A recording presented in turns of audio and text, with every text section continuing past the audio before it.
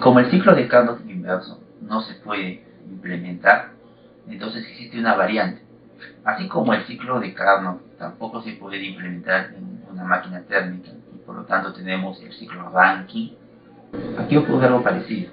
El ciclo de Carnot invertido no se puede implementar, pero existe otro que sí hace posible la implementación de esto, pero con una menor eficiencia.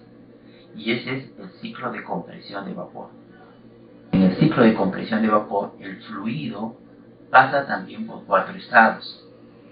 En ese ciclo también hay 4 procesos. Yo lo estoy colocando la numeración de esta manera. No significa que siempre tiene que ser así. En algunos textos lo cambian.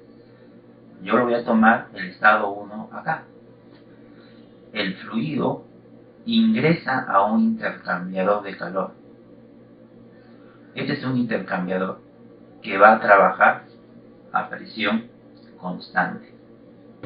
Aquí tengo el diagrama termodinámico del fluido. Este fluido inicialmente se va a encontrar en este punto. Después vamos a ver por qué se encuentra en este punto. Pasa por un intercambiador de calor, es decir, recibe energía del exterior, del depósito frío, a una temperatura baja.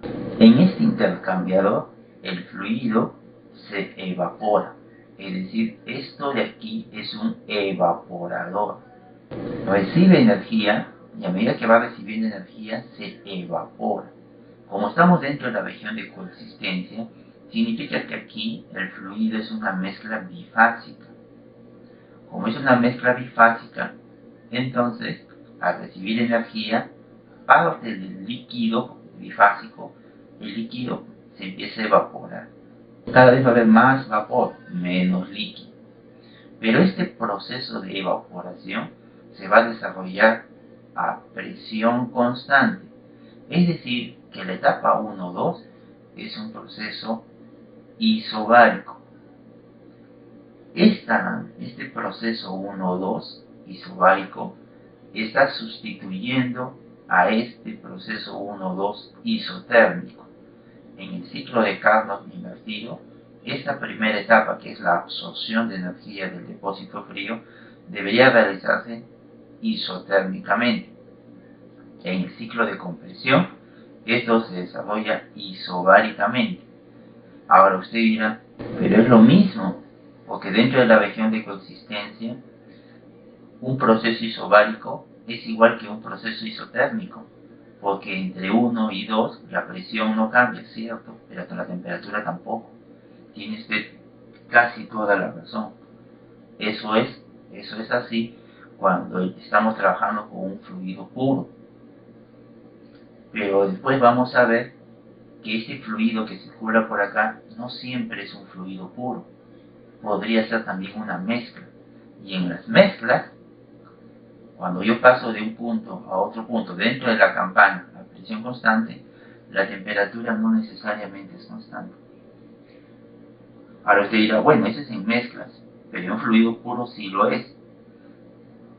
No necesariamente, porque el punto 2 no necesariamente está dentro de la región de coexistencia. Podría también estar fuera de la región de coexistencia. Y ahí ya la cosa cambia. En este ciclo de compresión de vapor, la primera etapa 1-2 es isobárica.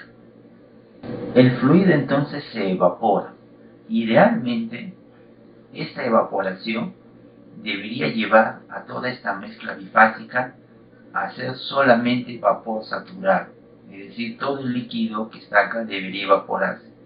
De tal manera que aquí solamente tenga puro vapor saturado. Si es vapor saturado, entonces quiere decir que el punto 2 se encuentra en esta línea o en esta curva de equilibrio líquido-vapor, en esta curva que está acá de vapor saturado. Una vez evaporado el fluido, pasa a un compresor. Idealmente, el compresor debería ser isentrópico, es decir, la entropía del fluido aquí no debería cambiar. Esto sí es que el compresor fuese un compresor ideal. Vamos a trabajarlo así. La presión se incrementa, porque eso hace un compresor, incrementa la presión. Pero también sabemos nosotros que cuando la presión de un gas se incrementa, también se incrementa la temperatura.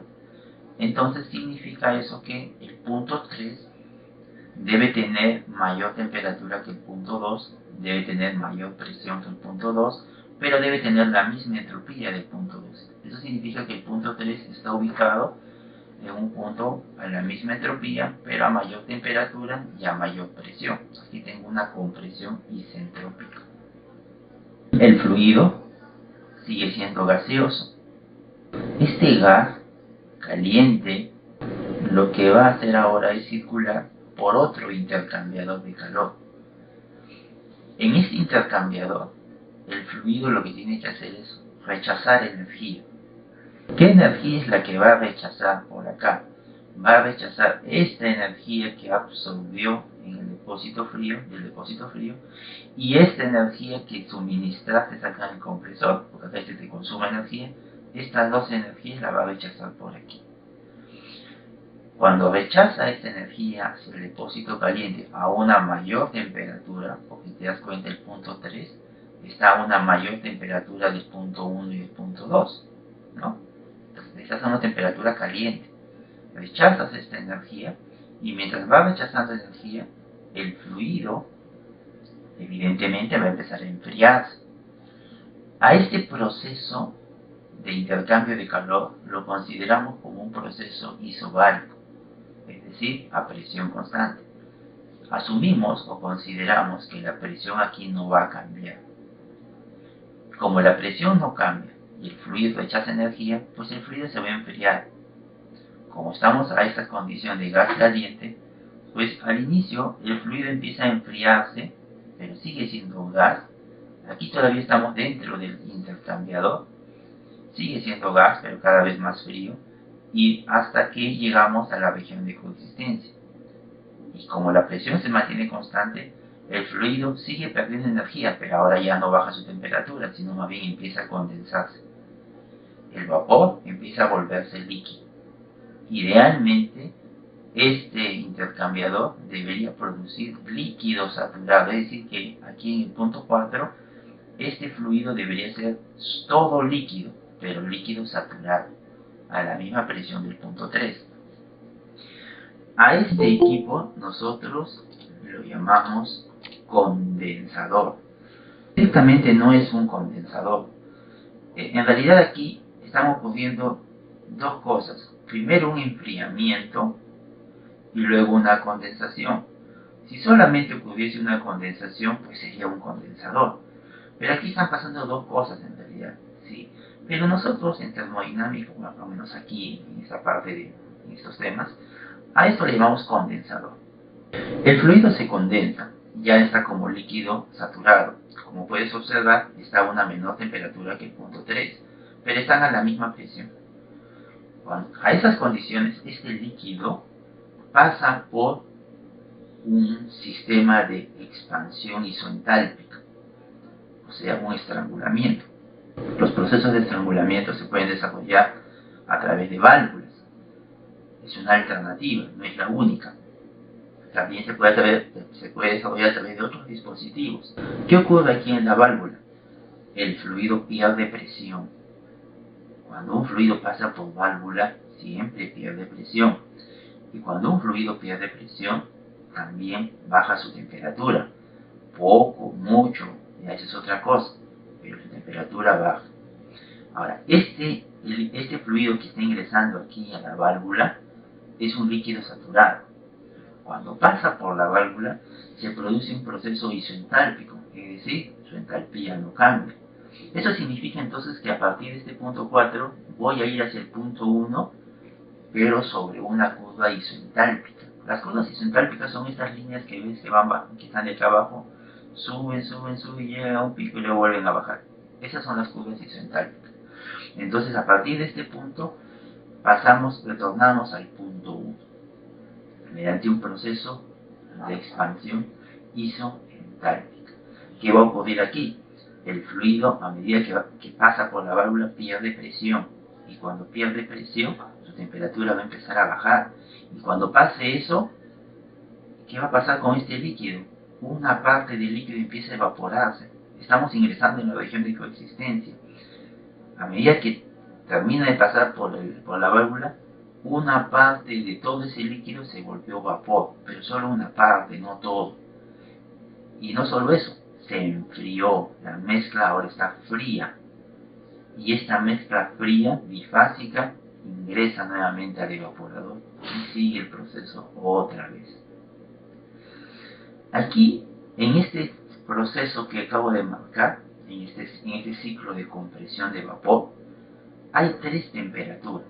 Tengo esta primera temperatura del punto 1 y del punto 2, que idealmente son la misma, la voy a llamar T sub C, la temperatura fría. Por acá hay una temperatura del punto 3 que no es igual a la temperatura del punto 4. Pero a la del 4 le voy a llamar T sub H, ¿ok? A la del 4. Estos procesos que están orientados a sistemas de refrigeración se trabajan mejor no en el diagrama temperatura-entropía como lo hemos hecho aquí, no, se trabaja mejor en un diagrama presión-entalpía. Pero si usted quiere puede trabajar en temperatura-entropía, no hay ningún problema, también se puede. En los libros usted va a observar que no trabajan con estos diagramas, sino trabajan con estos aquí. Así que nosotros también vamos a trabajar aquí. Entonces, este diagrama que acabo de construir lo voy a volver a pasar acá, al diagrama presión-entalpía. Entonces, la etapa 1-2, que es la evaporación isobárica, ahora como acá tengo a la presión, entonces la etapa 1-2 sería así. Una evaporación a presión constante. La etapa 2-3, que es un proceso isentrópico, entonces tengo que moverme ahora sobre una curva isentrópica. ¿Y cuáles son esas? Son estas líneas punteadas que van bajando. Esas son las curvas a entropía constante. Entonces quiere decir que tengo que moverme sobre esas líneas. Entonces paso al estado 3, ¿no? ¿Okay? Tengo la compresión isentrópica. Como puedes observar, estas líneas rojas que bajan son las curvas, son las isotermas, ¿no? Estas isotermas que están acá tienen mayor temperatura que estas isotermas que están por acá, que tienen menor temperatura. Por lo tanto, lo que está pasando aquí es un calentamiento, y es este calentamiento que vemos aquí. Luego, la etapa 3-4 es un proceso a presión constante. Como acá tengo a la presión, entonces la etapa 3-4 será así. A presión constante. Inicialmente se enfría, pero luego viene la condensación. Ya estando en este estado 4, viene un proceso isoentálpico, o sea, entalpía constante. Pero como acá abajo tengo a la entalpía, entonces esto va a ser simplemente una línea vertical. Y ahora, aquí tengo dos presiones, ¿se han dado cuenta? Una presión baja, que es el proceso 1-2, y una presión alta, que es el proceso 3-4. Esta presión baja está relacionada con la temperatura fría.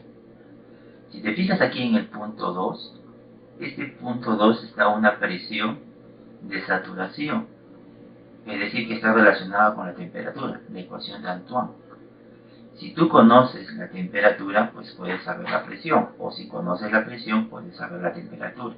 Entonces, esta presión baja está relacionada con esta temperatura fría, a través de la ecuación de Antoine, por ejemplo. Ahora, aquí, este punto 4, que está en la curva de líquido saturado, también está relacionado con la ecuación de Antoine. Si tú conoces la temperatura de este punto 4, entonces conoces su presión con la ecuación de Antoine. Es decir, que esta temperatura caliente del punto 4 está relacionada con esta presión alta. O si conoces la presión, pues también conoces la temperatura. Si te das cuenta aquí en el diagrama, hay dos puntos que caen encima de las curvas de equilibrio, las curvas de coexistencia. El punto 2, vapor saturado, y el punto 4, líquido saturado. Eso es muy importante tenerlo presente para un ciclo de compresión de vapor ideal. Y ojo, estamos hablando de un ciclo de compresión de vapor ideal todavía. Ideal porque, como se imaginarán, el compresor no es pues ideal, el compresor tiene una eficiencia. Por eso que este proceso 2-3 que vemos aquí no es realmente una línea vertical. radical, ¿no? Tienes una línea que va más tirada hacia la derecha. Por lo tanto, eso va a influir también aquí en el proceso de los tres.